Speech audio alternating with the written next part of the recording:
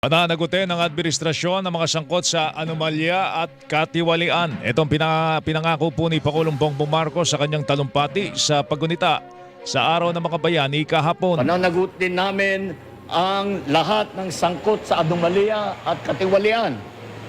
Ilalabas natin ang buo at pawang katotohanan at titiyakin natin hindi na mauulit ang kawalan ng respeto at malasakit sa taong bayan. Kasabay nito, pinasaringan ng Pangulo ang ilan na mas pinili ang pansariling interes sa halip na kapakanan ng bayan at ng mga kapwa Pilipino. Hindi lang pagpapalakas ng ating depensa ang kailangan nating tutukan upang maalagaan ating kalayaan. Kailangan din natin labanan ang banta ng katiwalian at pang-aabuso sa kapangyarihan ng ating lipunan.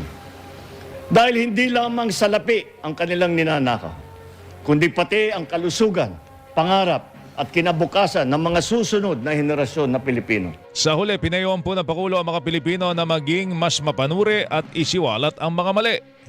Bilang Pilipino, may pananagutan tayo sa ating bansa na maging mas mapanuri sa mga mali, na isiwalat ang panloloko at panindigan ang alam nating tama kahit hindi ito madali.